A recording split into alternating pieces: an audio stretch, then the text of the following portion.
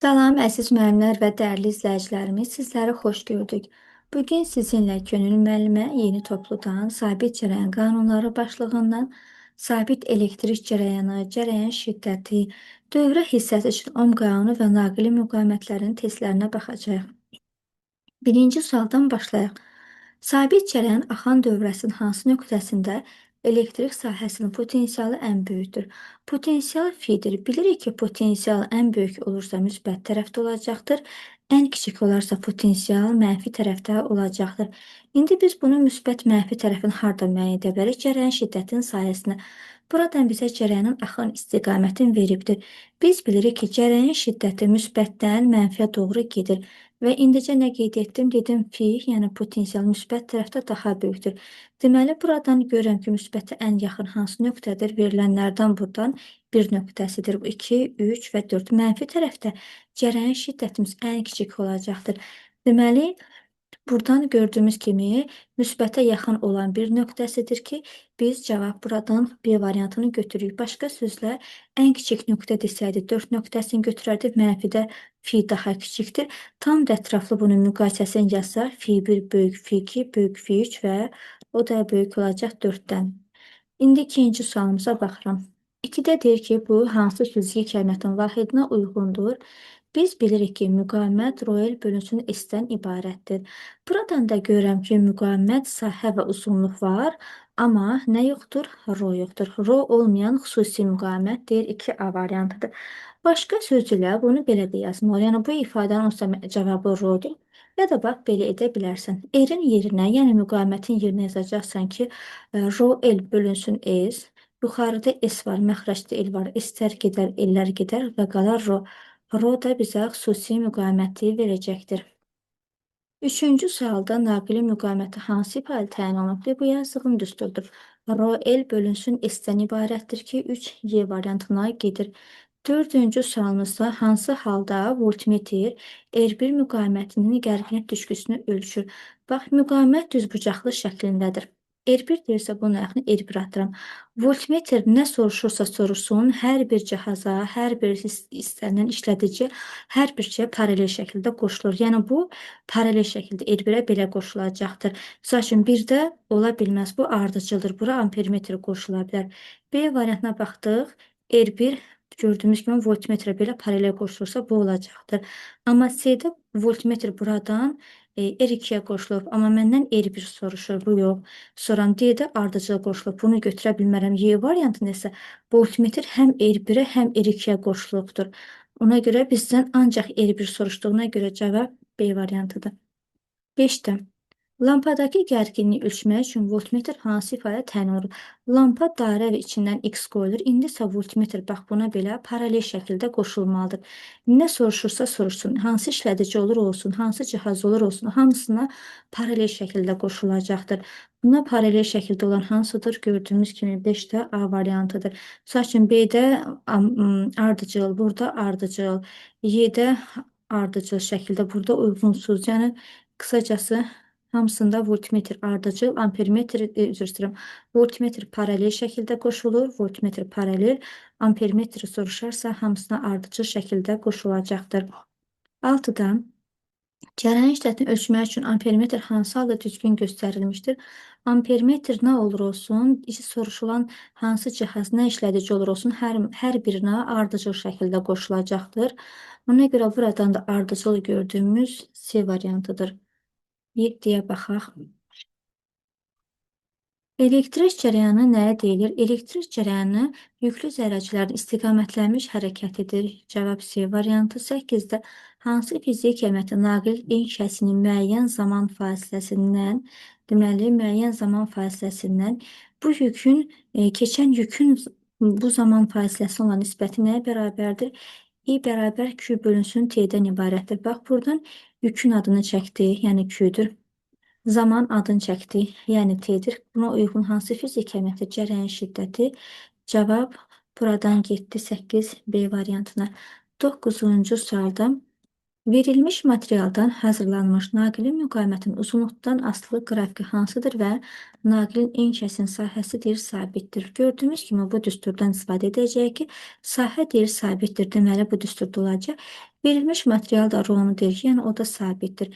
İndi baxdıqda müqavimətlə də uzunluq düz asılı olduğuna görə düz asılığımızın qrafiki 9-da Y variantıdır. 10-cu sualımızda yine həmin düsturdur. İndi isə bizə deyir ki, buradan uzunluğun eynidir. Deməli, uzunluq eynidir. Eyni materialda dediyinə görə bu rho xüsusi müqavimətdir. Buradan da baxıram ki, bizim müqavimət sahə ilə tərs asıdır. Çünki biri yuxarı, biri məxrəcdədir. Tərs asılığımızın qrafiki onda B variantı kimidir. 11.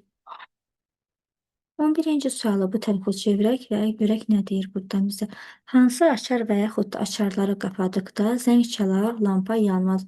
Zəngin sxemi, bax buradan göbələyə oxşar belə bir sxemdir. Bunu bizə verib. Lampanın da sxemi bundan ibarətdir. İndi birinci açarlarımızı buradan rəngləyək. 1 açar, 2 açar və 3 açar. Gəlin bir-bir yoxlayaq, deyilənlərdən görək nə çıxır. Deyək ki, birinci açarımızı bağladıq. Bu cərəyan mənbəyimizin uzun xətti müsbət, qısa xətti mənfidir. Cərəyan müsbətdən yola çıxır, gəlir buradan. Bax, bu hissədən lampanı yandırır, keçir, gedir. Lampamız yanır. Amma baxaq görək zəng yanacaqmı? Bax, buradan gəldi. İki hissəsi baxır ki, bura deyir ki, bağlıdır. Üzr istəyirəm, bura deyir açıqdır. Buradan keçə bilmərəm. Sonra 3-ə keçəndə görür, burada açıqdır. Buradan da keçə bilməz. Deməli, onda zəng yanmayacaqdır. Amma mənə deyir ki, zəng çalsın, lampa yanmasın. Deməli, mən bu bir açarını götürməyəcəm. Bir olan tərəfləri silirəm, getsin. Qalıram B və C arasında. İndi artıq mənim bir açarını, bu hissələr bizə lazım bir olmayacaqdır. İndi 2 açarına baxıram, bax. 2-ni əgər buradan bağlasam, cərəyan buradan keçəcək. Həm zəngi çalacaq, zəng çalacaq, həm də lampa yanıb gedəcək. Amma bizə deyir ki, lampa yanmasın. Ona görə buradan 2-ni də götürə bilməyəcəm. Demək ki, cavab C variantıdır. İndi gəlin 3-cü olanı yoxlayaq buradan biz. Demək, biz buradan 3-cü açarımızı bağlasaq, cərəyan uzun xəttdən, müsbətdən yola çıxır, gəlir. Buradan keçə bilməz, orada açarımız açıqdır. Yox, aşağı keçir. 2-dən də keçə bilməz, orada əlaqə yoxdur. 3-dən amma keçəcək, bu cür şəkildə gedəcəkdir. Və o da zəngin üstündən getdiyi üçün zəng çalacaq. Amma lampamız bizim buradan yanmayacaqdır. Niyə görə? Çünki burada açarlar açıqdır deyə ona gedib cərəyan çatmayacaq. Deməli, yalnız 3 olur. Cavab 11-də C variantıdır. 12-də hansı açar ya da açarları bağlayanda lampa yanar, zəng çalmaz. Bunu da bayaqların burada 1-də yoxladıq. Bax, bu cərəyan mənbəmiz müsbət, bu da mənfidir. Cərəyan dedik müsbətdən yola çıxır, gəlir, gəlir, gəlir. Bu hissədə şnurlar bağlıdır deyə o lampanı yandırdı. Lampa yanacaq. İndi baxaq görək, bir açarını ancaq bağlamışım. Yalnız bir açarını bağlamışım. Görüm zəng çalacaq. Buradan düşür aşağı. Baxır görür ki, bura deyir ki, açıqdır. Buradan keçməyəcəm mən. 3-ə keçəndə baxır ki, buradan da keçməyəcək. Niyə? Çünki burada şnurlar bir-birinə bitişik deyil. Açarımız çünki açıqdır. Açıq olan tərəfdən də cərəyan yaranmayacaqdır. Ona görə yalnız 1 olur və 12-də cavab D variantıdır. 13-də deyir ki, bizə 1 və 3 açarlarını bağlayanda hansı lampalar yanar? Deməli, açarlara baxıram. 1 açarı, 2 və 3 açarı. Hansı açarları bağlayıram? 1 və 3 açarını. Deməli, buradan 1-i bağlayacağım. Bir də 3 açarını bağlayaq, görək nə baş verəcəkdir. Bu belə. İndi isə 2 açarımız bizim açıqdır. Bax, buranı belə daha da aydın eləmək üçün bunu belə edirəm. Sonra 1 açarımız bağlıdır, 3 də bizdə bağlıdır. Yaxşı, biz bilirik ki, cərəyan mənbəyi, cərəyan həmişə hardan gəlir? Müsbətdən çıxır, mənfiyə doğru gedir. Cərəyan indi buradan sevinci halda yola çıxır. Gəlir, gəlir, el 3 lampasını yandırır. Bu hissədən dövrəsini tamamlayır. Bax, belə. El3 lampası da yandı. Hətta El4 lampası da yanır. Bunu qoydum bir kənara. İndi bir də cərəyan yuxarıya da getməlidir. Bu hissəni də müsbətlə göylə göstərir. Cərəyan müsbətdən çıxır, gəlir bura, görür, buradan deyir keçə bilmərəm. Buradan da keçə bilmədiyi üçün əlaqə qırılır. Heç buradan da ümumiyyətlə heç mümkün deyil getməyi də. Çünki əks istiqamətlər, yəni burada da əlaqə qırılacaqdır. Yalnız gördüyümüz kimi El3 və El4 lampasını yandıracaqdır. Bu cavab da 13-də D variantıdır. 14-də deyir, yalnız bir açarını bağla. Bir açarımız bizim buradır. Buranı götürüb bağlayıram bir açarımızı, bu hissəsini. Deməli, 2 və 3 açarlarımız bizim açıqdır. Bax, bu hissəni belə ağardıram ki, bunu daha aydın görə bilək. İndi cərəyan yenə müsbət, uzun xətt müsbət, qısa xətt mənfidir. Cərəyan müsbətdən yola çıxır. L2 lampasından keçir, L4-dən keçir, bunları yandırır. Çünki orada şnurlarımız bizim bağlıdır, ona görə oradan cərəyan keçir də. L2 və L4 yandı. İndi yuxarı buyurun. Buranı göy xəttdən yenə göstərəm. Buradan əlaqəmiz yoxdur. Buradan da heç cürə əlaqə mümkün ola bilməz. Çünki o hissələrimiz bizim bağlıdır. Ona görə yalnız L3 və üzr istəyirəm, L2 və L4 lampası yanır. Bu cavab da 14-də Y variantıdır. 15-də. 15-ci sualımızda isə demək, nə deyir buradan bizə? 1 və 2 açarlarına bağlayaq. Bura bizim 1 açar, burası 2 açarımızdır. İndi yola çıxaq. Gəlin də bunların üzərindən belə xətt qoyun. 1-i də bağlayacağım, 2-ni də. Amma 3 burada açıqdır. 3 açıqdır deyə bunun bu hissəsini ağardıram ki, aydın görə bilək. Cərəyan uzun xətt müsbətdən yola çıxır, gəlir. L2-ni və L1-i yandırır, keçir, gedir. Yandıranları sarı rəng qoydum. Bu L2 ilə L1 yandı. Yine yuxarıdan da bir keçsin cərəyan. Müsbətdən yola çıxdıq. Bax, bura görür ki, aha, deyir, nəcə bura bağlıdır da. Buradan keçir. L3 lampasının da üzərindən keçir. Dövr edir, mənfiyə gəlir, çatır nəhayət. Bu belə. Demək ki, bu L3-dən də keçib yandıra bildi. Amma ki, bu hissəyə gəldi isə buranı mən yaşlı rəhlə göstərim. L4 lampasını yandıra bilmir. Niyə? Orada gördüyünüz kimi əlaqə yoxdur. Çünki açarımız orada bizim açıqdır. Ona görə oranı yandırmayacaq. Yanan lampalar L1, L2 və L3 olaraq 15C variantıdır. 16-cı sualda deyir, bu hansı fiziki əmətin vahidinə uyğun olacaqdır? İ vurulsun T, bu bilirik ki, nədir? Yüktür. Çünki Q bərabər IT-dir deyə, ona görə bu hissəyə yazıram yük. Məxrəcdə isə elementar yükdür. Digər yandan da bilir ki, yük nədir?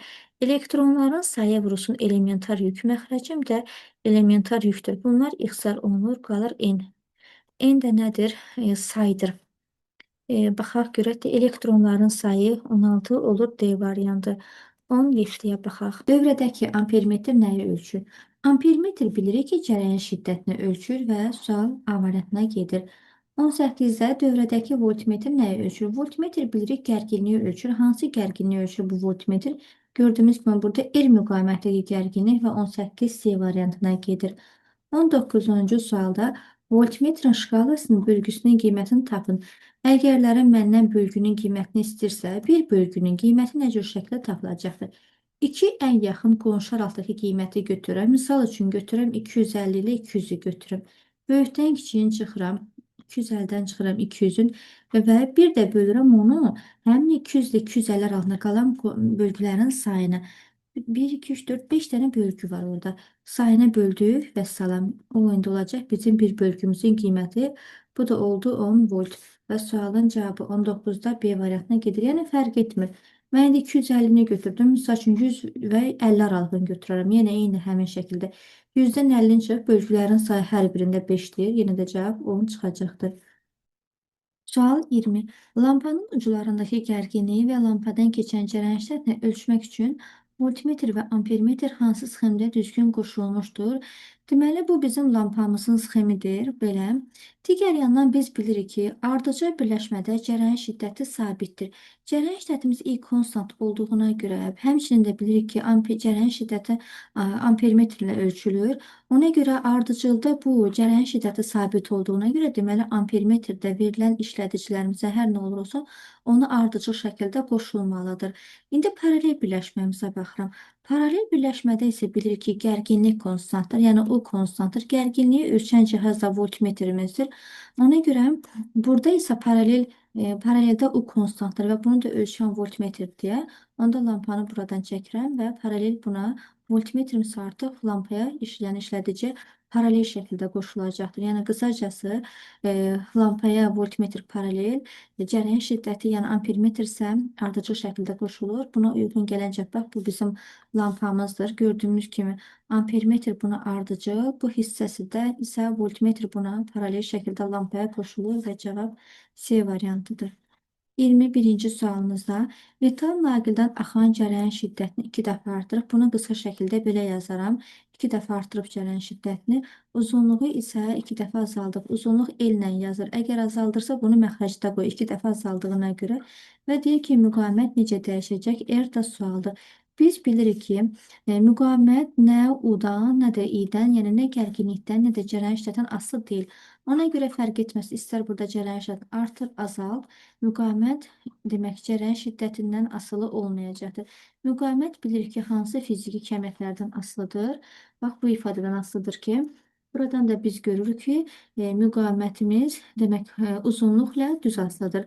Yəni indi bu uzunluğu əgər 2 dəfə azaldıbsa, yəni bax 2 dəfə azalsa belədir də. Demək ki, onda bizim müqavimətimiz də nə olacaq? 2 dəfə azalmış olacaq. Çünki axı düz asılıdır. Məxrəcdədirsə 2 dəfə azalır və 21A variantına gedəcəkdir. 22-ci sualımızda metal naqildən axan cərəyan şiddətini 2 dəfə azaldıb, uzunluğunu 2 dəfə artıranda müqavimət necə dəyişəcək də sahə də sabit olacaqdır. 22-yi yazmaq istəyən 21-in izahına baxsın. Dedik ki, müqavimət cərəyan şiddətindən asılı deyil. Müqavimət yalnız bu fiziki kəmiyyətlərdən asılıdır. İndi isə buradan deyir ki, bizə uzunluq 2 dəfə artır. Uzunluq əgərlərim 2 dəfə artarsa, deməli müqavimətimiz də 2 dəfə artacaq. Nə üçün? Çünki bunlar bir-birlərindən düz asılıdır və 22D variantına gedir. 23-cü sualımızda mis naqilin en kəsin sahəsini artıranda buradan kənardan qeyd edək. Sahəni deyir artır və xüsusi müqavimət hansı ifadələrimiz doğru olacaq? Naqilin də uzunluğu dəyişmir, yəni el də buradan konstant olacaqdır. İndi yenə biz müqavimətimizin asılı olduğu düsturu yazaq. Bax, Royal bölünsün S-dən asılıdır. Bizə dedi ki, sahəni nə etsən, sahəni artır. Sahəni artıranda mən baxıram ki, müqavimət sahə ilə tərs mütənasib asılıdır da. Sahəni artıranda müqavimətimiz bizim azalacaqdır. Amma ki, xüsusi müqavimətə qaldıqda isə xüsusi müqavimət rhodur. Xüsusi müqavimət burada olan ifadələrin heç birindən fiziki kəmiyyətdən asılı deyil. O, yalnız maddənin növünə və temperaturundan asılıdır. Ona görə xüsusi müqavimət dəyişməyəcək. Sahəni nə edirsən et, artır, azalt dəyişməz. Amma müqavimətimiz də bizim azaldı. Deməli, müqavimət azalar, xüsusi müqavimətimiz dəyişməz. 23A variantına gedir. 24-dən verilmiş naqilin uclarındakı gərginliyi 3 dəfə artıranda, daha doğrusu 3 dəfə azaldanda onun cərəyan şiddəti necə dəyişmiş olacaqdır. Demək, bizə deyir ki, gərginliyi biz 3 dəfə azaldırıq. Oxumuzu üstü aşağıya doğru qoyuram. Cərəyan şiddəti necə dəyişir? Cərəyan şiddətimiz I bərabər U bölünsün R olduğuna görə bu cərəyan şiddəti gərginlikdən düz asılıdır. Yəni gərginlik 3 dəfə azalarsa, demək cərəyan şiddətimiz də 3 dəfə azalar və 24D variantdır. 25-ci sualda müqavimət 3 dəfə artanda cərəyan şiddəti necə dəyişmiş olacaqdır? Düsturu sildim buradan. I bərabər demək U bölünsün R olduğuna görə buradan da bizə deyir ki, U konstantdır. Məlum ki, U düsturumuzda mütləq olmalıdır, sabit hərfdir deyə. Müqavimətimizi indi bizə deyir ki, 3 dəfə artır. Müqavimət 3 dəfə artarsa cərəyan şiddəti bununla tərs asılıdır. Ona görə cərəyan şiddəti 3 dəfə azalmış olacaqdır. Cavab 25-də A variantı. Müqavimət özü nə I-dən, nə U-dan asılı deyil. Amma U və I bunlardan asılı olacaqdır. 26-cı sualda naqilin müqaviməti necə azaltmaq olar? Hələ bilməli ki, müqaviməti artırıb azaltmaq üçün bu düstur istifadə olunur. İndi bizə dedi ki, müqaviməti necə azaldıq? Əgər mən müqaviməti azaltmağa cəhd edirəmsə, onda bununla, yəni düz asılı olan fiziki əməklərimiz var. Həm rho, həm də el bunlar azalmış olacaqdır. Digər yandan isə sahə ilə müqavimət tərs asılıdır. Onda sahəmiz isə bizim artmış olacaqdır. Bu belə.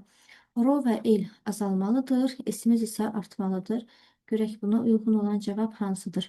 En kəsin sayəsini artırmaqla elə burada birinci yazdığımız və son digərləri təbii ki, yanlış olacaqdır. 27. Verilmiş materialdan hazırlanmış naqilin en kəsin sayəsini 4 dəfə azaldanda naqilin müqaviməti necə dəyişəcəkdir? Və həmin yenə düsturdan istifadə edəcək. Biz müqavimət çünki yalnız bu ifadələrdən asılıdır. Bir də temperaturla təbii ki. Sonra bizə sahəni deyir ki, 4 dəfə azaltdıq. Sahə 4 dəfə azalırsa müqavimət necə dəyişir? Gördüyümüz kimi tərs asıdır da. Sahə 4 dəfə azalarsa müqavimətimiz isə 4 dəfə artmış olacaqdır. Bir də burada deyir ki, uzunluq sabitdir. Yəni sabit hərf eldir. Bu da yəni düsturumuzda mütləq olmalıdır. Demək nə oldu? Müqavimət 4 dəfə artar və 27 C variantıdır.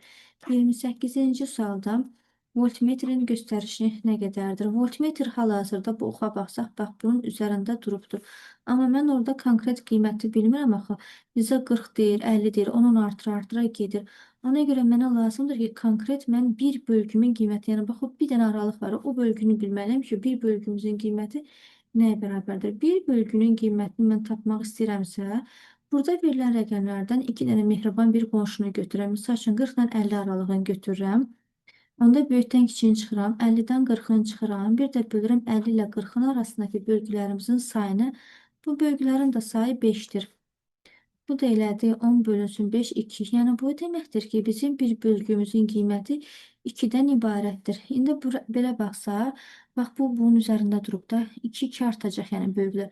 42, 44, 46-ya gəldi, çatmış oldu və burada gedən cavab 28-də A variantına gəlir, çıxır. 29-da verilmiş materialdan hazırlanmış naqilin inşasının sayəsini 4 dəfə azaldanda naqilin xüsusi müqaviməti nə cür dəyişəcəkdir? Xüsusi müqavimət roludur. Yalnız bu fiziki qiymətdən asılıdır. Ona görə müqavimətdə, xüsusi müqavimətdə fərq etmir. Sahə, uzunluq, müqavimət nə cür dəyişir, dəyişsə. Bu xüsusi müqavimətdir ki, rho kimi yazan, bu yalnız temperaturdan asılıdır. Ona görə dəyişməz və 29 Y variantına gedir. Yadınızdadırsa belə bir dərsdə ifadə işlətmişdim. Əgər hansısa bir fiziki kəmiyyət xüsusilə gəlirsə, misal üçün xüsusi müqavimət, lambdanı götürəm, xüsusi ərimə stili, yanmanı götürəm, xüsusi yanma stili. Qısacası, xüsusilə gələn fiziki kəmiyyətlər heç bir fiziki kəmiyyətdən asılı deyildi. Yalnız romuz, yəni temperaturdan asılıdır. Bir də yekü elimiz, yəni xüsusi buxarlanma stili, yalnız o da bir təkcə temperaturdan asılıdır. Qalan heç bir fiziki kəmiyyətdən asılı olmayacaqlar. Yəni xüsusilə gələnlər vardır təbii ki. 30-cu sualımıza baxıram. Cihazla aparılan ölçmənin mütləq xətası nədir? Xəta nə deməkdir? Ümumiyyətlə yanlışlıq deməkdir də. Yəni bir cihazda tam %100 dəqiqliyinə qədər nəsə ölçülür. Onun cüzi də bir azca da olsa bir xətası, yanlışı ola bilər. Ona görədir ki, biz indi bu mütləq xəta dedikdə, mütləq xəta cihazın xətası deməkdir. Bu nə cür tapılacaqdır? Bir bölgümün qiymətini tapmalıyam. Tapdığım bir bölgümün də qiymətini yarıya bölməliyim. Bəs bir bölgümüzün qiyməti necə tapılır? Artıq buna uyğun şu iki test yazmışam. İki yaxın mehriban qonşu aralığını götürürəm. Misal üçün 5-dən 4 aralığımızı götürürəm belə. Böyükdən kiçiyini çıxıram. 5-dən 4-ümüzə çıxdıq və 5 ilə 4-ün arasında qalan o xətlər ki var, göy rənglə göstərəm. Bax, o aralığı sayacağım. 1, 2, 3, 4, 5-dir. Və böldük bunu 5-ə. 5-dən 4 çıxdım 1, 1-i 5-ə böldük. Bu da elədi 0,2. Deməli, bizim bir bölgümüzün qiyməti 0,2-dir. Gətirəm həmin o bir bölgümün qiyməti 0,2-ni bura yerləşdirirəm. Dedik mütləq xətanı, yəni cihazın xətasını tapmaq üçün bunu da həmişə yarıya bölmək lazımdır. Bu da elədi 0,1. Demək ki, bizim bu cihazımızın xətası 0,1-dir. Görək hansı cavabda öz əksini tapır bu. Getir 30'da D variantına. 31-ci sualımıza da yine 31'i yazmaq istəyən 30'un izahına dəqiq baxsın. Yenə xəta deyirsə, cihazın yəni xətası, mütləq xətamız tapmaq üçün bizə bir bölgünün qiymətini yarıya bölərək tapmaq lazımdır. Bir bölgümüzün qiyməti dedik, iki yaxın qonşu aralığı götürürük. Misal üçün 8 ilə 6-nı götürürəm. Böyükdən də kiçiyini çıxıram. 8-dən 6-nı çıxıram. 8 ilə 6 aralığındakı vəziyyəti sayıram, bölgüləri, ştrixləri sayıram. Bir dəqiqə. Bu da nə qədər olur? Deməli 1, 2, 3, 4 dənə dama var. Böldük bunu 4-ə. 8-dən 6-nı çıxdıq. 2, 2-ni 4-ə böləndə bu da 0,5 edir. Deməli bizim bir bölgümüzün qiyməti 0,5-dir. Həmin 0,5-i də 2-yə böləcəm. Bu deməli 0,25 və cavab buradan gedir C variantına 31-də. 32-yə baxaq. Sxemli zəngin şərti işarəsi. Zəngin şərti işarəsi göbələyə oxşuyur. Bu da 2-dir və 32 B variantıdır. 33-də açarın şərti işarəsi hansıdır? Açar deməli buradan 4-dür və cavab 33-də C variantı. Yəni bunu əzbərləməlisiniz. Belə sualların həll yolları yoxdur. 34. Naqilin uzunluğunu 2 dəfə artırsaq, diametrinizi 4 dəfə azaldığında müqavimət necə dəyişir? Gəl bunları qısa şəkildə yazaq. Uzunluğu deyir 2 dəfə artır və diametrində 4 dəfə artır və müqavimətimiz bizim necə dəyişəcəkdir? Buna baxaq. Biz bilirik ki, müqavimət R bərabər U bölü I-dən asılı deyil ki, bax, indi yerləşdirdiyim düsturdan asılıdır. Buradan mən diametr söhbətini görürəm. Diametr gördünsə, sahə tərəfdən yanaşacaqsan. Yəni, biz onda buradan sahənin yerinə bilirik ki, nə cürdür sahə, məftilin ən kəsin sayısı. Sahənin yerinə pi-rin kvadratını qoyuruq. Digər yandan da bilirik ki, radius nədir? Diametrin yarısıdır. Ona görə radiusun yerinə diametr bölünsün 2-nin kvadratı qoysaq, bu da gəlib biləcəkdir pi d-nin kvadratı bölünsün 4 şəklində. Pi d kvadrat bölü 4 və sahənin yerinə bu ifadəni yerləşdirəcəm. Pi d-nin kvadrat bölü 4, 4 də qalxır yuxarı və sola. İndi buradan verilənlərimizi yerləşdirək. Bax, deyir ki, bu bizə diametrini sənin 4 dəfə artırdım. Mən diametrinin yerinə 4 qoyacağım. Bunu da görsəm başı kvadratdır. Yəni 4-ün kvadratı bu bizə 16-nı verəcək. Buradan yazıram bunun yerinə 16. Sonra bax, bu rəqəm tərəfi var. O hissə sənə maraqlı deyil. Sənə verilən fiziki əməkləri necə dəyişirsə, bax, o hissələrə ancaq baxacaqsan. Bu düsturda rəqəm hissə bizə maraqlı deyil. Sonra uzunluğu deyir ki, 2 dəfə artırdıq. Uzunluğun da elin də yerinə 2 qoydum. Və 16 ilə 12 ixtisar olanda qalır 8-ə 1. 8 məxrəcdə olduğuna görə bu 8 dəfə azalar və 34 D variantına gedir. 35-ci sualımızda. Uclarındakı gərginlik düşküsü 4 volt olan naqildən 2 dəqiqə ərzində 15 kilon yük keçmişdir. Naqilin müqavimətini tapın. Verilənlərimizi qeyd edək buradan biz. Deməli, gərginlik deyir ki, bizə 4 voltdan ibarətdir. Zaman 2 dəqiqədir. 1 dəqiqəmiz 60 saniyə olduğuna görə 2.60-a vurulanda bu 120 saniyə olur ki, mütləq saniyəyə keçirib əsas vahiddən yazmaq lazımdır. Belə olduğu halda. Digər yandan da yük verir ki, bizə 15 kilondur. Bunun yerinə 15 kilon və naqilin müqaviməti soruşulur. Bu da belə. İndi bu isə yəqin ki, bizə suyu şirin gəlir də Q ilə T-nin sayəsində biz cərəyan şiddətimizi tapa bilərik. Həmçinin də ohm qanunumuza görə düsturumuzda bilirik ki, R bərabərdir U bölünsün I-dən ibarətdir. Ona görə bax, biz bu hərflərin sayəsində cərəyan şiddətini taparıq. Bilirik ki, cərəyan şiddət bərabərdir yük bölünsün zamandan ibarətdir. Yükün yerinə yazıram buradan 15 kilon və zamanın da yerinə 120-ni yazdıq. Bu belə. Buradan da biz 15-i böldük 3-ə, belədir 5, 120-ni 3-ə böldük. Bu da elədir 40. Cavab buradan gəlir 8-ə 1 çıxır. Cərəyan şiddətini elə 8-ə 1 şəklində yazıram. İndi gətirib buradan yerləşdirəm. Gərginlik 4, cərəyan şiddətimiz də 8-ə 1-dir. 8 gördüyümüz kimi məxrəcdən aşağı oldu. Ona görə dırmaşacaq yuxarı. Yəni 4 8-ə vurularaq bu eləcəkdir 32 ondan ibarət və 35 B variantına gedir. 36-cı sualımızda. Hərfləri buradan silək. 36-da naqildəki cərəyan şiddətinin zamandan asılı qrafiki verilir. 10 saniyə ərzində naqilin ən hissəsinə keçən elektrik yükünü hesablamalıyıq biz. Deyirdik ki, cərəyan şiddəti və zaman verilərsə, yük fiqurun sahəsinə gəlib bərabər olacaqdır. 10 saniyə görə deyirsə, 10 saniyəlik bizim fiqur bax bundan ibarətdir ki, həmin bu fiqurun adına düzbucaqlı üçbucaq deyəcək.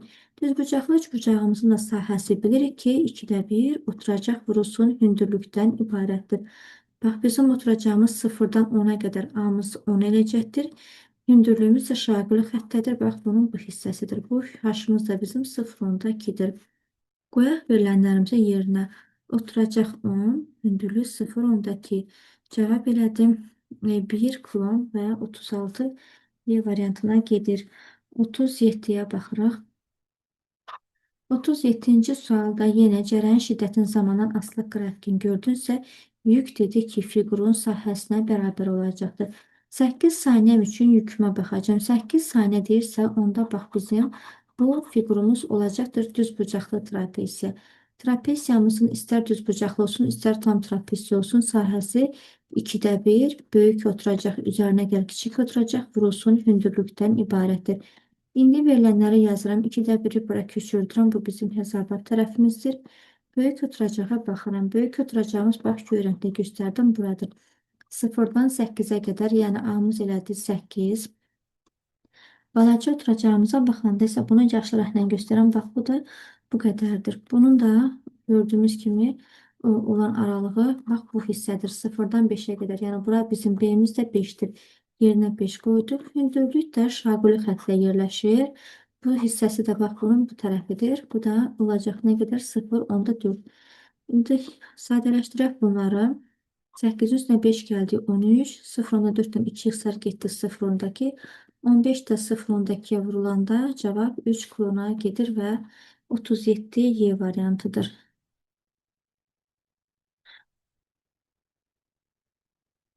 Bir dəqiqə. Mən buradan 8-in üzərinə 5 gəlib 15 yazmışam. Üzr istəyirəm. Bu 13 olur. Və 13-ü də 0,2-yə vuranda cavab 2,6 olaraq gedir 37 B variantına. 38-ə baxaq. Deməli, bizə deyir ki, bu hansı fiziki kəmiyyətin vahidinə uyğundur. Gəlin bu tərəflərimizi silək. Bax, biz bilirik ki, bir jolun açılışı nədən ibarətdir? Klon bölünsün volt. Daha doğrusu üzr istəyirəm, jol bölünsün klon. Jol bölünsün klon yazdım. Klon görürsüz məxrəcdən də aşağıdır. Gəlin elə bunu bir dəqiqə buradan elə yerində üstündə yazım, kənardan yazım. Jolu bura köçürtdüm. Volt vurulsun saniyədir. Dedik ki, biz 1 voltun yerinə jol bölünsün klon yazarıq. Olur belə jol bölünsün klon. Jollar ixtisar olunur. Burada saniyə, burada klon da qalıb məxrəcdən aşağı. Həmişə məxrəcdən aşağı qalanlar sürətə qalxırlar. Klon burada, saniyə burada. Klonu da açılışı bilirəm, amper vur saniyədir. Saniyələr gedər, cavab qalar amper. Amperdə nədir? Cərəyan şiddətidir və 38 B variantıdır. 39-a baxıram. Baxaq görək bu hansı fiziki əmətnin vaxtına uyğundur. Newtonu metrə vuranda bu bizə jol verdi. Bu belə. Buna fikir versək, bu amperin kvadratıdır. Amperin kvadratını bax belə yaza bilərəm mən. Amper vurulsun amper şəklində yazdım. Amper vur amper. Sonra isə amperi saniyə vuranda bu bizə klonu verdi. Buradan yazıram klon. Burada qalıbdır bir dənə nə amperimiz. Bu cür şəkildə amper. Sonra da jolu bölün klona. Jol klona bölünəndə bu bizə voltu verəcəkdir. Bura oldu volt. Məxrəcimdə isə bir dənə də amperim qalıb. Voltu da amperə böləndə bu da bizə 10 verəcəkdir. 10-dakı müqavimətdir və 39 Y variantıdır. 40-cı sualımız görək hansı vahidi bizə fiziki əməti verəcəkdir.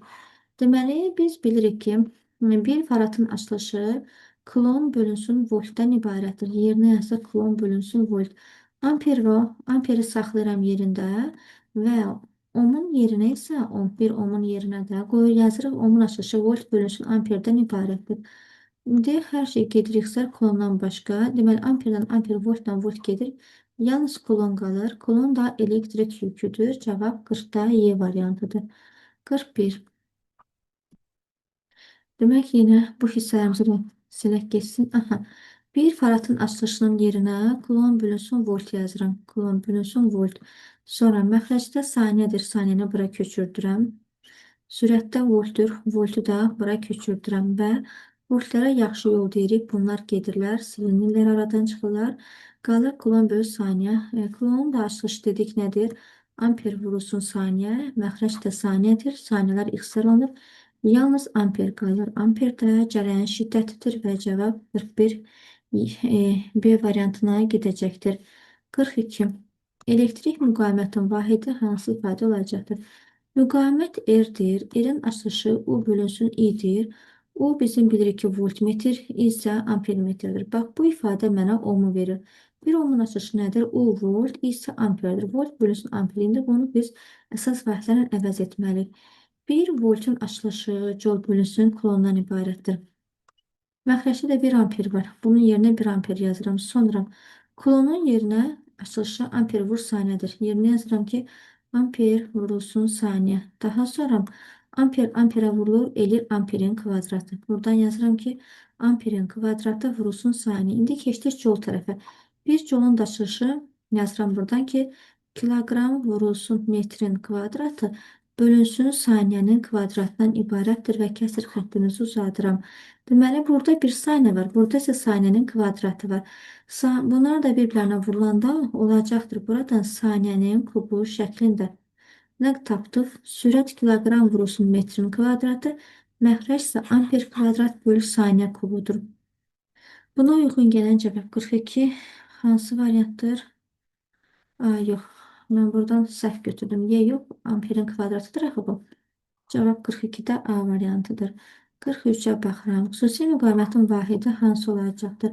Xüsusi müqavimət rodur. Ronun vahidi 10 vurusun metrdən ibarətdir. Yəni bir dənə metr əlavə etsək, bura metri vursaq, buradan, onda metrin kvadratı vurulacaq metrin kubuna, metrə verəcəkdir metrin kubu şəklində. Yəni bayaqki yolla gedişatla eyni şəkildə olacaqdır.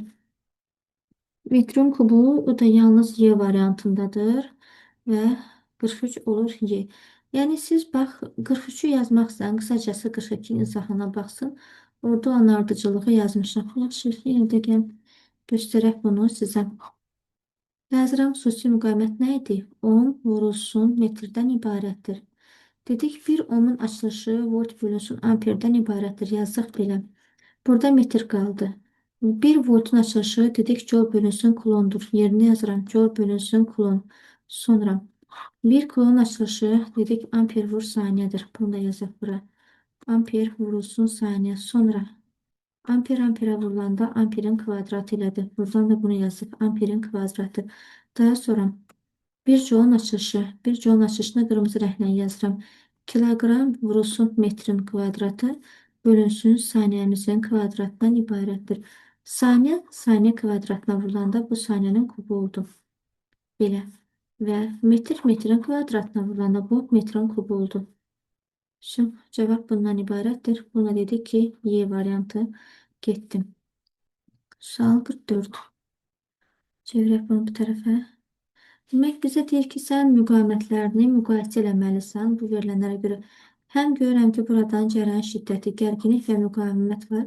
Bu üç uyğun hərfə görə bizim ortaq düsturumuz, ohm qanunumuzu yazıram ki, R bərabər U bölünsün I-dən ibarətdir. Əgər müqavimətin böyük qiymətini istəyirsənsə, gərginliyin də böyük qiyməti olacaqdır. Və sənin hansı xəttin, yəni bax bu xətt dediklərimiz, bax bu asılıqlara, düz asılıqlar, hansı gərginliyə yaxındırsa, müqavimət orada ən böyük olacaqdır. Bu da gördüyümüz kimi R1 daha yaxındır. Yəni R1 böyükdür R2, böyükdür R3-dən ibarət. 1, 2, 3 cavab 44-dən A variantına gedir. Amma hansı ki cərəyan şiddətindən daha uzaqdır, orada da yenə müqavimətimiz böyük olacaq. Yəni bax gördüyünüz kimi R1 ən uzaqdır axı. Sonra R2, sonra R3 bu şəkildə də yanaşa bilərik. Başqa sözlə bax bunu belə götürürsünüz. Gərginliyin böyük olması. Bu bizim gərginlik xəttidir. Bax bu biri görsən, burada sənin U1-in budur. Bu yanda U2-in belə, bu yanda da U3-ün bu şəkildədir.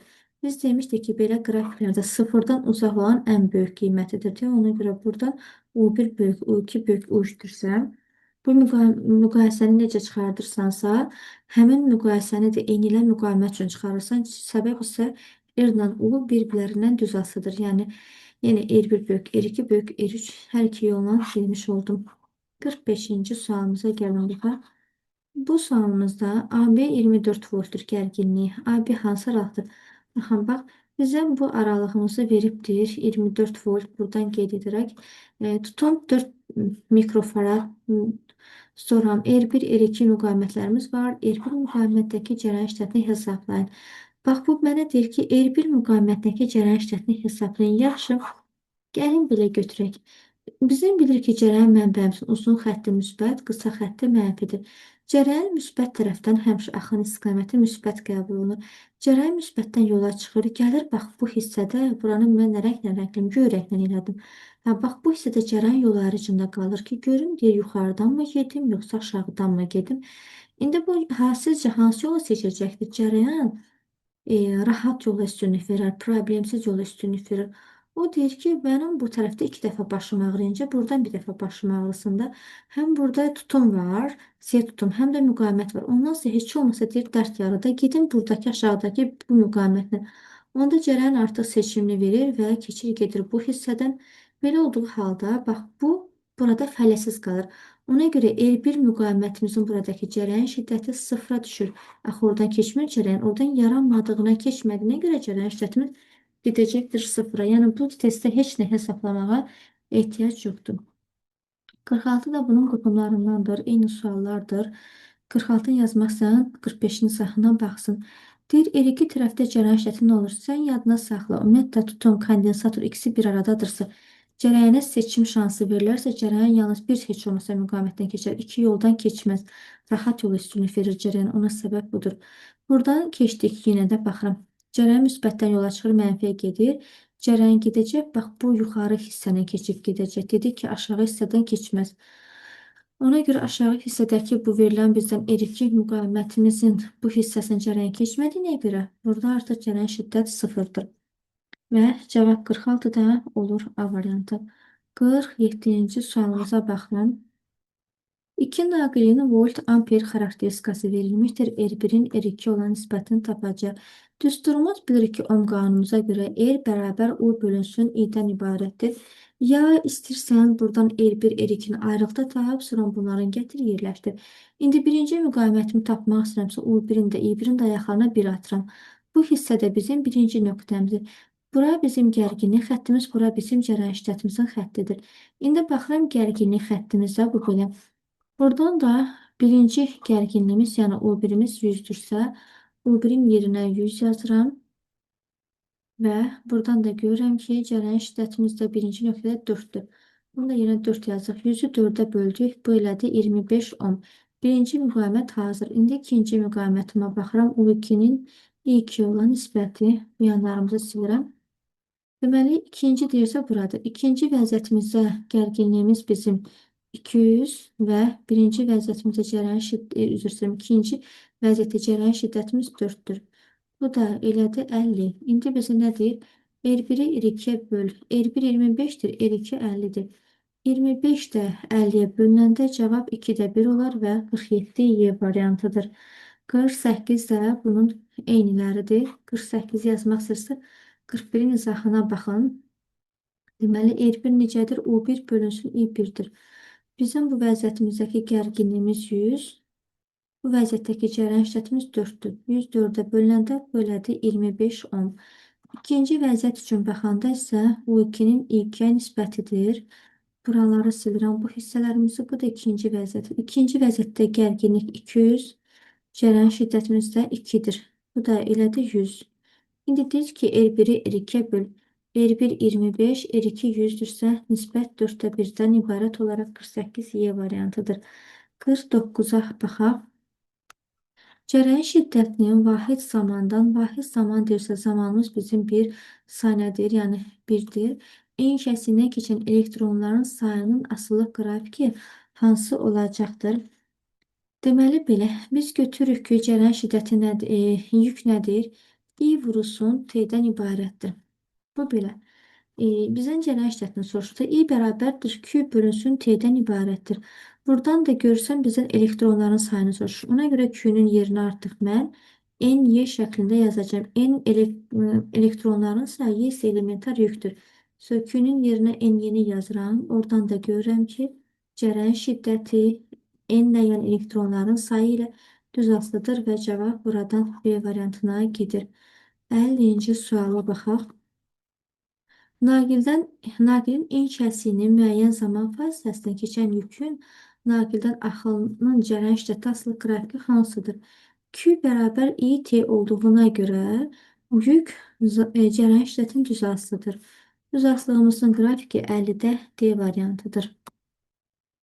Sonra buradan baxaq biz 51-ci sualımıza bunu bu tərəfə çevirək.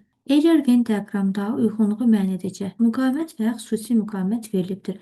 Müqavimət R ilə yazılır, xüsusi müqavimətimiz ρ ilə yazılır. Baxaq, görək nə deyir burada bizə? Naqilin en kəsin sahəsindən asılıdır. Naqilin en kəsin sahəsindən bilirik ki, hansı fiziki əməliyyatımız asılıdır? Bax, müqavimət asılıdır. Müqavimət həm uzunluqla, həm sahə ilə asılıdır. Amma xüsusi müqavimət asılı olmayacaqdır. O materialın növünə və temperaturundan asılıdır. Ona görə birinci şərt müqavimətə gedir. 2-də naqilin uzunluğundan asılı deyil. Xüsusi müqavimət uzunluqdan asılı deyil. O yalnız temperaturdan asılıdır. Ona görə 2 xüsusi müqavimətə gedir. 3.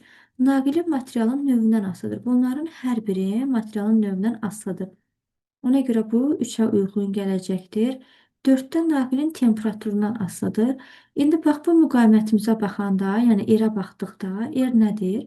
Müxtəlif mühitlərdə elektrik cərəyanda keçəcək ki, müqavimət R0 + alfa T, bax, buradakı T temperaturundan asılıdır. Həmçinin xüsusi müqamətdə eyni ilə bu şəkildə düsturu var. Rho bərabər rho 0 bir üzərinə gəl alfa t. Yəni buradakı xüsusi müqamətdə o da temperaturdan asılı olacaqdır və salam. Deməli, hamısını bu ortaqlarına uyğun gəlir. Dördüncü şərt hamısı, yəni temperaturdan asılıdır. Həm müqavimət, həm xüsusi müqavimət.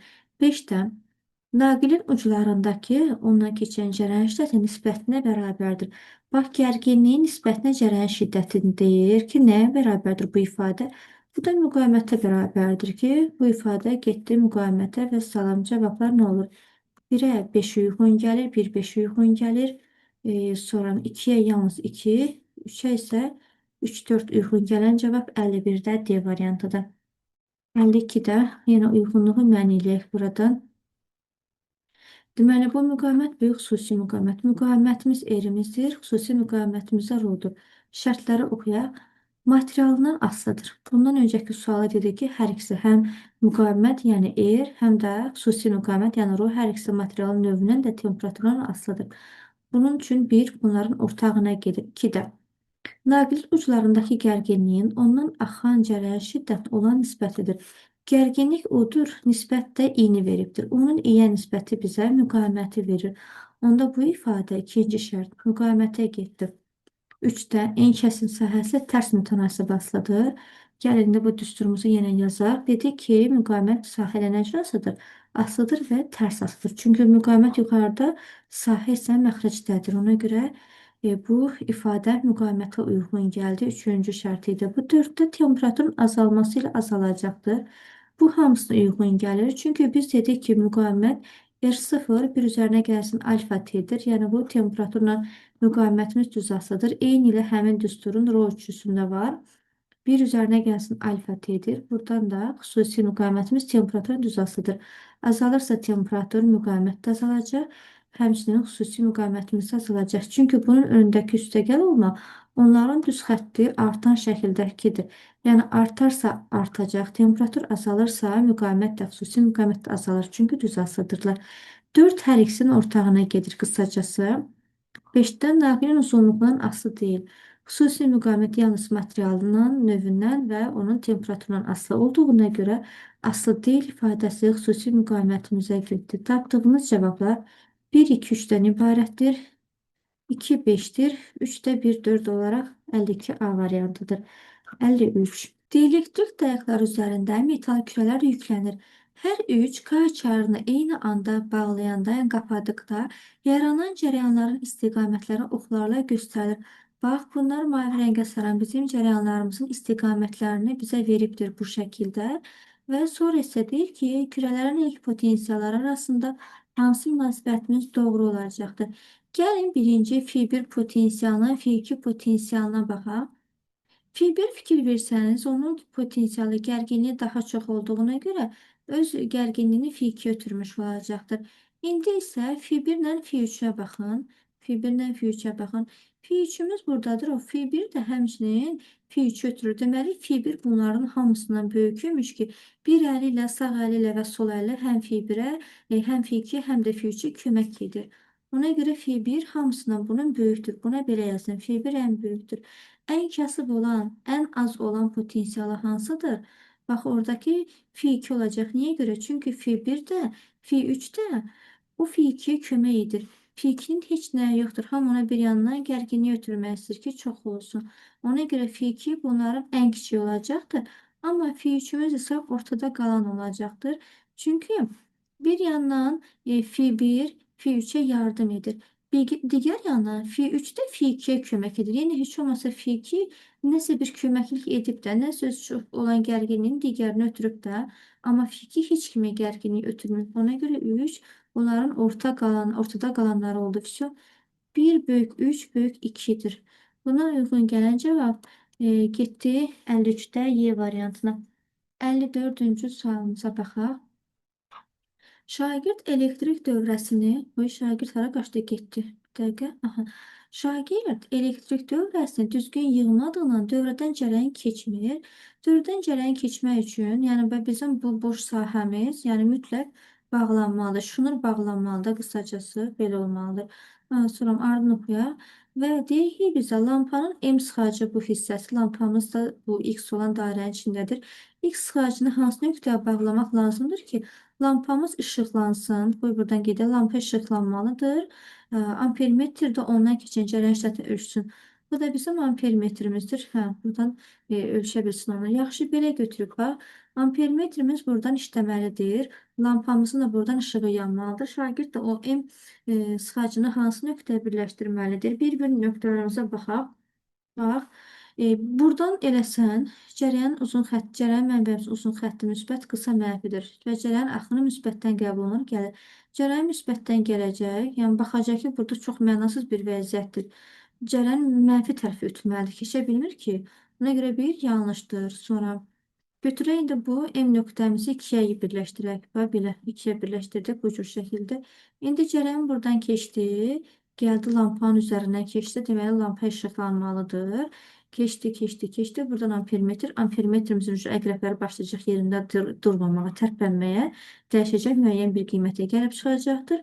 Və sonra da çıxacaq gələcək bu hissədən restartın üzərindən və mənfidə tamamlanma olacaqdır. Deməli, iki nöqtəsindən keçdi. Həm lampamız işıqlandı, həm də ampermetrimizin fəaliyyəti oldu. Ampermetr burada belə üzərindən getdim, pis oldu.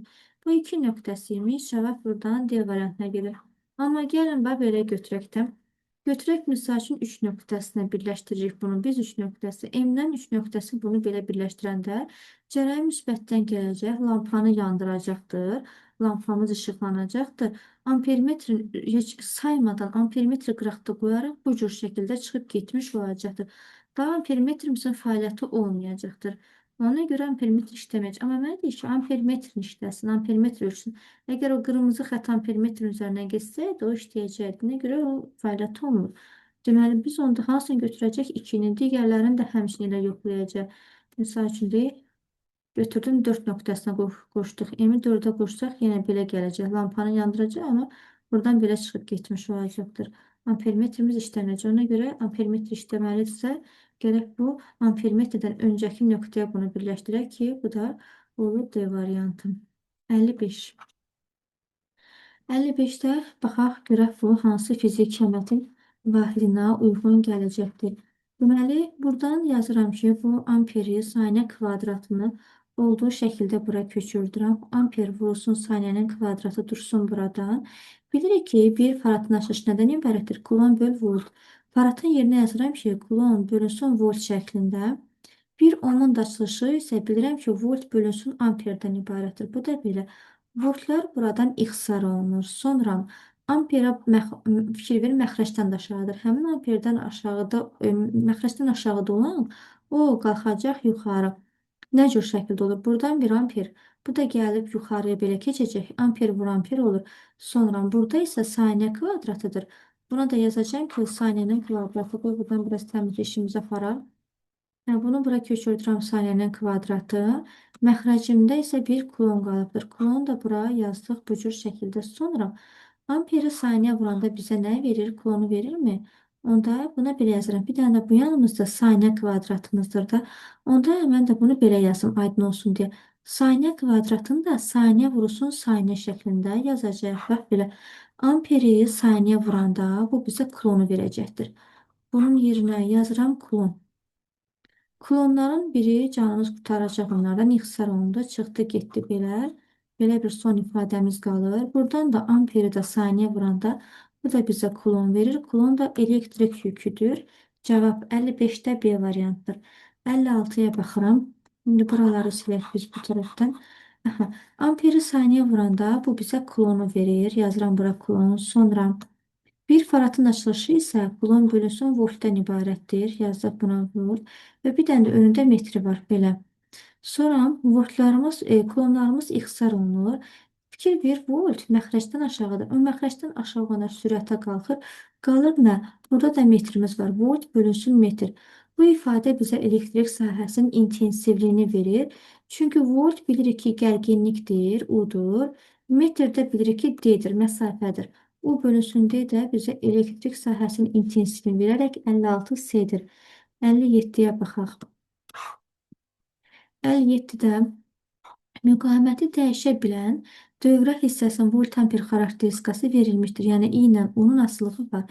Gərginlik 100 voltdan 300 volt qədər artanda onun müqaməti nə cür dəyişəcək? Bax, 100 deyirsə, bu bizim birinci vəziyyətimizdir. 300 deyirsə, bu bizim ikinci halımızdır. Çünki burada birinci gərginimiz 100, ikinci gərginimiz də 300-dür. Bu da belə. İndi başlayacağım mən bunların dəyişimini tapmağa. Gəl ayrılıqda tapaq R1 ilə R2-ni, sonra R2-ni R1-ə bölərək onun necə dəyişdiyini müəyyən edəcəm. Biz bilirik ki, müqavimət nə idi? Gərginliyin cərəyan şiddətinə nisbəti. Birincini tapıramda hamısının ayaqlarına 1 atıram. İndi belə baxıram. Birinci vəziyyətimizdə gərginlik nədir? 100-dür. Onun yerinə R, o birin yerinə 100 yazıram və birinci vəziyyətimizdə cərəyan şiddətimiz nədir? 0,2-dir. Yerinə 0,2 %2-ni qoydum. Bu da 10.000-in daha doğrusu 2-yə bölünmə deməkdir ki, bu bizə nə verir? 5.000 ohmu verəcəkdir. 5.000 ohm yazdıq belə. İndi isə R2-yə baxıram. R2-ni də tapanda U2-nin I2-yə olan nisbətidir. Onda birinci tərəfimi silirəm. Bu tərəfimizə baxıram.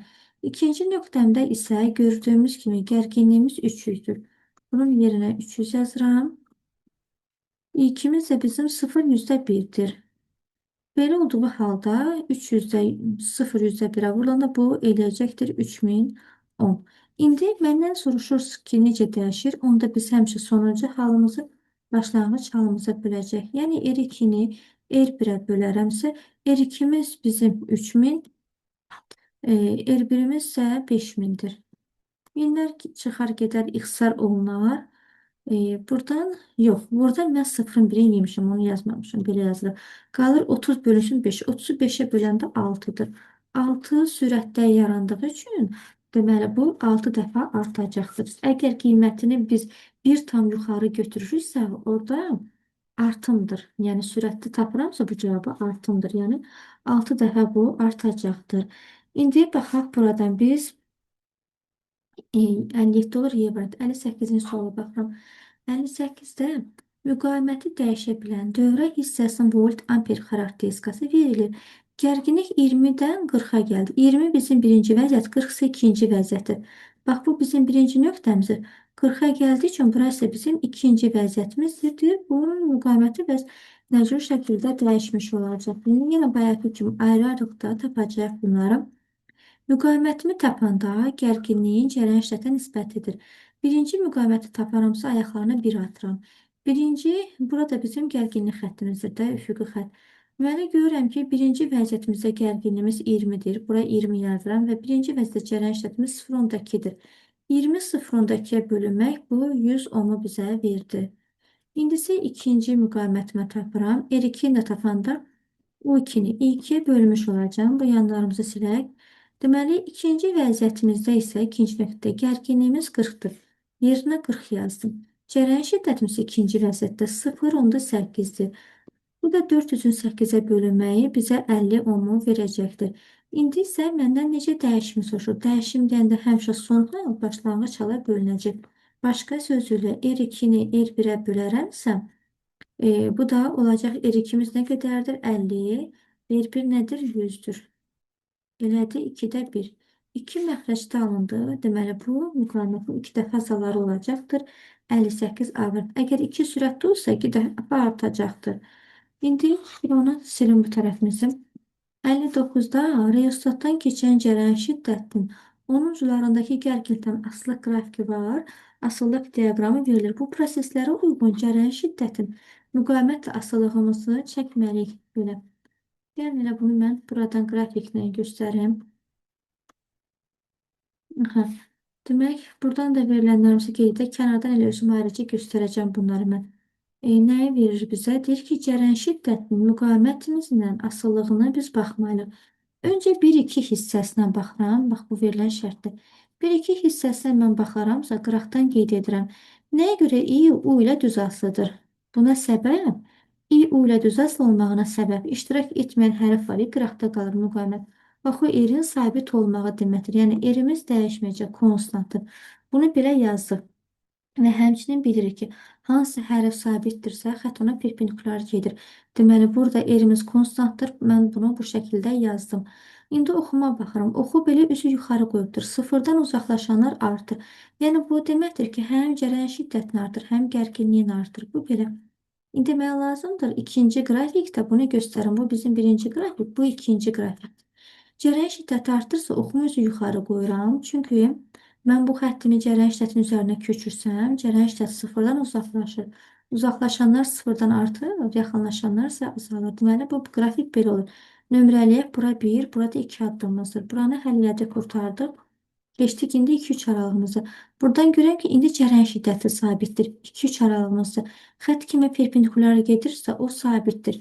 Deməli, buradan cərəyan şiddətimiz dəyişmir. I konstantdırsa, onda mən 2-3 vəzi ya cərəyan şiddətini belə qoyacağım, ya da bu cür şəkildə qoyacağım. İndi məsələyə aydınlıq gətirəcəm. Buradan görürəm ki, bu göy xəttimi onun üzərinə köçürsəm, gərginlik sıfırdan qaçır gedir. Bu deməkdir ki, gərginliyimiz bizim artır. İndi gərginlik artırsa, mən müqavimətlə gərginliyi əlaqələndirəcəm. Düsturumuz da ohm qanunumuza görə R olduğundan, gərginlik artırsa, deməli müqavimət də artır. Amma baxa, fikir ver. Cərəyan şiddəti artmır, sabitdir. Onun işimiz yoxdur. Onu mən nə artıra bilərəm, nə azalda bilərəm. U ilə R düz asıdır deyə, onda R də artır.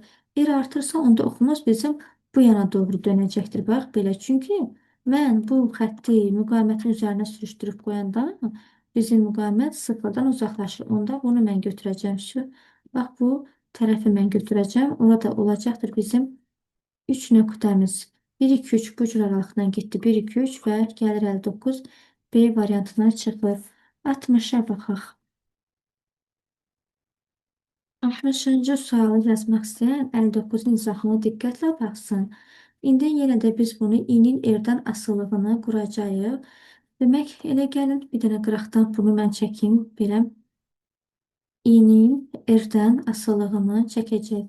İlk öncə birinci vəziyyətimizə baxıram. Görürəm ki, bu xətt düz gərginin üzərinə perpendikulyar gedir. 1-2 aralığında. Bu deməkdir ki, bizim gərginliyimiz dəyişməyəcəkdir. O konstantdır. Bundan əlavə başqa necə dəyişir? Cərəyan şiddət isə xətt üzü aşağı gedir. Çünki bax sıfıra gəlir cərəyan şiddəti. Bu cərəyan şiddətimizin azalmağıdır. Belə. Digər yandan da i bərabər u bölünsün r olduğuna görə i r-lə tərs asılır. Yəni onda müqavimətimiz bizim artacaqdır. Qıraqdan da yazıram müqavimət artır. Amma gərginlik öz növbəsində sabit qalır. Deməli r burada u konstantdır. Bax burada u konstantdır. İndi belə olduğu halda i ilə r-in əlaqəsinə baxaq. i ilə r bir-birindən tərs asıdır. Bax o qırmızı xətt onun konstant olmağıdır. Asılılıqda kim iştirak etmirsə qrafikdə, o demək sabitdir. Sonra artma azalamağa baxanda i azalır, r artır. Tərs asılıqda o hansı fiziki qiymətə doğru gəlirsə o artır. Yəni bax, burada r-dir. R-ə doğru gəlirsə, deməli r-imiz bizim buradan artar, amma i-imizdən uzaqlaşırsa i azalmış olacaqdır. Bu belə. Yəni bu hissə bizim ilk olan tərəfimizdir. Bura yazılan 1-2 nöqtəsi. 1 və 2 vəziyyəti. İndi 2-3 tərəfinə baxıram. 2-3 halımızda isə biz görürük ki, buradan nə sabitdir? Heç kim sabit deyil 2-3 hissəsi. Yəni nə i sabitdir, nə u sabitdir. Görək kimin də sabit olacaq? i bərabər u bölünsün r olduğuna görə qrafikdə göstərir ki, i u ilə düz asıdır. Deməli, bu qrafikdə iştirak etməyən hərf r sabitdir. Onda 2 ilə 3 aralığımızın r-i konstantdır. R konstantdırsa, qrafikim ya belə olacaq, ya belə. Xətt kim sabitdirsə, xətt ona perpendikulyar şəkildə gedəcəkdir. Sonra həm i artır, həm u artır. Deməli, buradan da i-ni biz artırmalıyıq. Bizə i verir, bax, i-ni artırdığımıza görə müqavimətimiz də sabit olanda bunun xəttin belə qoyuram. Cərəyan şiddəti artdığına görə ox belə qoyacağım ki, çünki bunu cərəyan şiddətinin üzərinə xəttinə köçürdəndə cərəyan sıfırdan uzaqlaşmalıdır. Ona görə bu qrafik belə olur.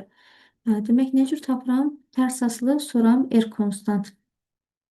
Elə bir cavab mənim gözüm almadı. Ay yox, A variantına gəlir, çıxır. 60 A'dır. 61-ə baxaq. Bunlar hamısı oxşar suallardır.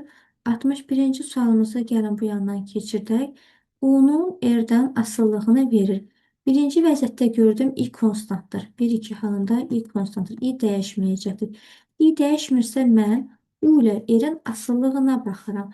1-2 halımıza görə u bərabərdir i r olduğundan gərginlik müqavimətimizlə düz asılıdır. İştirak etməyən hərfdə cərəyan şiddəti olduğuna görə cərəyan sabitdir. Deməli, mən bu xəttəm.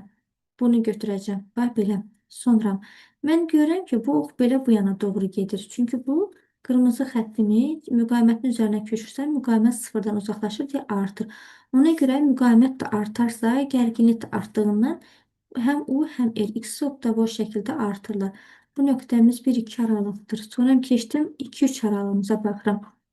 2-3 aralığımız ilə R bir-birindən tərs asıdır. Bax, bu 2-3 aralıq sizin bir tərəfi silib çalışmayaq da. Buradan nə I sabitdir, nə R sabitdir. Deməli, bu deməkdir ki, iştirak etməyən hərfimiz var bizim. I bərabər U bölünsün R-də. I R-lə əgər tərs asıdırsa, deməli, kimin üzərinə düşür sabitlik? U-nun üzərinə. U-muz konstantdır. Son da oxumuz buna belə bu şəkildə gedir. Və burada hissədə görürəm bu ox tərs asdı, R-ə doğru gəlir. Amma i-dən uzaqlaşır. Deməli, onda R artar. R artarsa i azalacaqdır. Deməli, R artarsa, onda oxumu mən bunu bu cür şəkildə qoyacağım ki, bu xəttimi müqavimətin üzərinə köçmək müqavimət artmış olsun. Cavab nə cür olur? Belə və bu cür şəkildə oxlar da sıfırdan uzaqlaşır.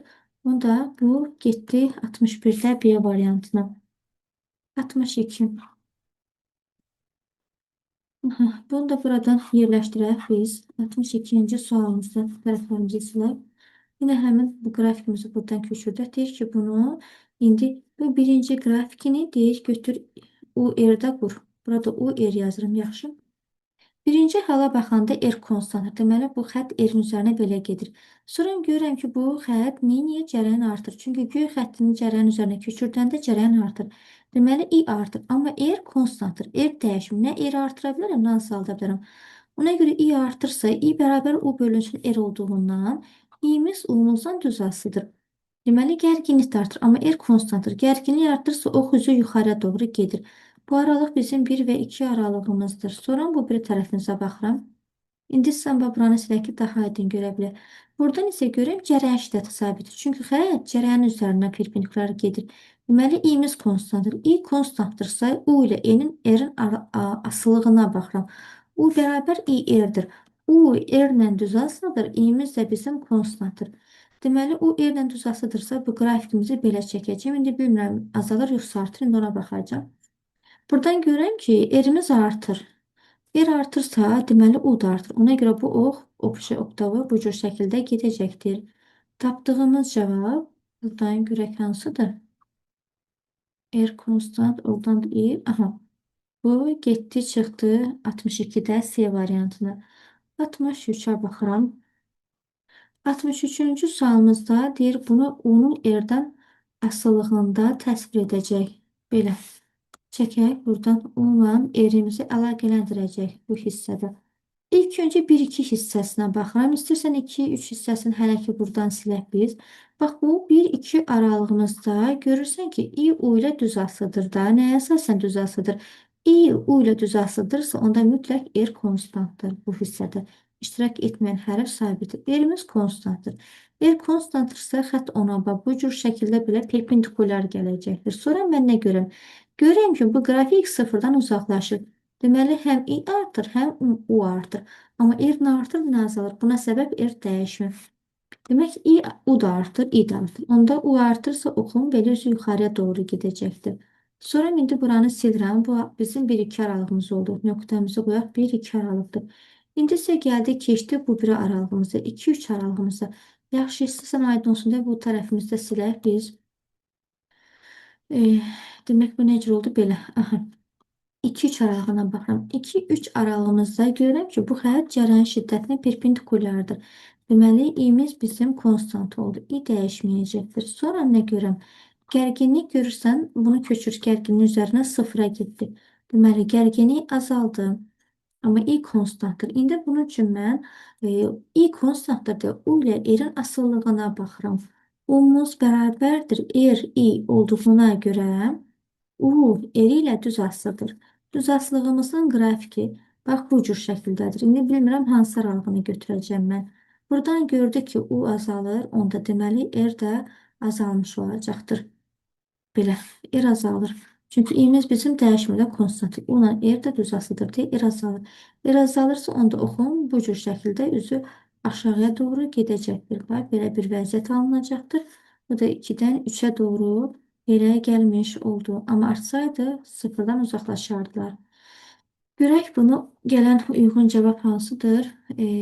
D yoxşur. Cavab 63-də D variantı. 64. Naqildəki cərəyan şiddətinin zamandan asılı qrafiki verilmişdir.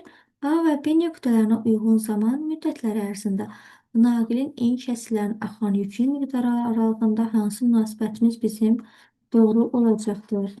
İndi bilirik ki, biz IT qrafiki veriləndə yük fiqurun sahəsinə gəlib bərabər olacaqdır. Yük fiqurun sahəsidir. İstərsən buradan ayrıq da tapaq ya da birlikdə cəm şəklini tapaq, fərq etməyəcəkdir. Bax, mən A nöqtəsinə baxıram. A nöqtəsində bizim yükümüz fiquru bax bu aralığa ancaq düşmüş olacaqdır. Fiqur da görür ki, düzbucaqlı fiqurdur. A nöqtəmizin yükünü tapanda oturacaq düzbucaqlı fiqurdur, oturacaq hündürlüyə vurulur. Oturacağım 0-dan 2-yə qədər 2, hündürlüyüm də 0-dan 3-ə qədər 3-dür. A nöqtəmin yükünü B tapdım. 6 tapdım. İndi B nöqtəmə baxıram. Bunu buradan silirəm. B nöqtəmizə gəldikdə isə bu buradan bura qədər aralığımızdır bizim. Bax, bu vəziyyətimizdir. Buradan da görürəm ki, yenə oturacaq hündürlüyümüzə vuruldu. Oturacaq buradan bura kimi 6-dır. Hündürlüyümüz də yenə 3-dür. Yəni hündürlük orada dəyişmədə sabitdir. Oldu belə 18. İndi mən B və A-nın yükləri üçün müqayisəmizi çıxardıram. QB-nin QA-ya nisbəti olur 18-in 6-ya nisbəti. Bu nisbət də bizə 3-ü verəndə B-nin yükü A-nın yükündən nə olur? 3 dəfə böyük olacaqdır. Cavab olur 64-də C variant. 65-ə baxaq. Gəlin bunu belə çevirək. Çevirə bilmədim. Aha. Mənə deyir ki, hansı ifadələriniz sizin doğru olacaqdır?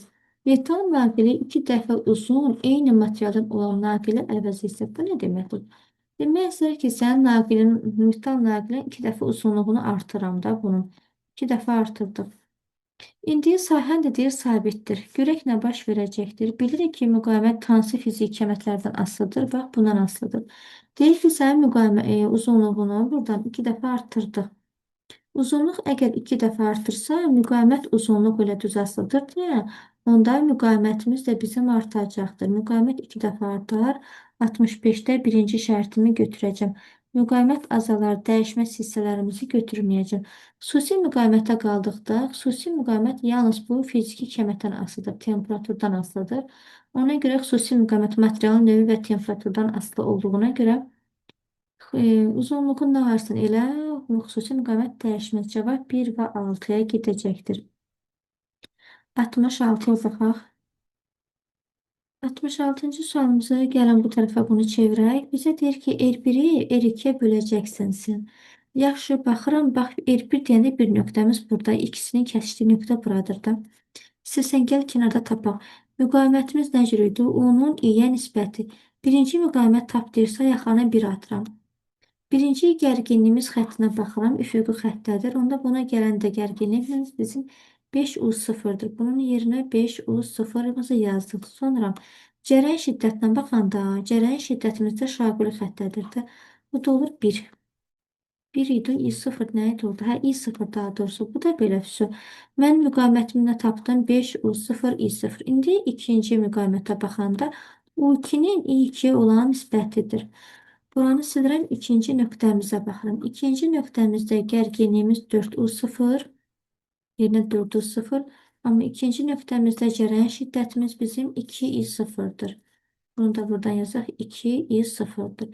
4 ilə də 2 ixtisar eləndə bu elədi 2. İndi bizə deyir ki, sən R1-i R2-yə böl.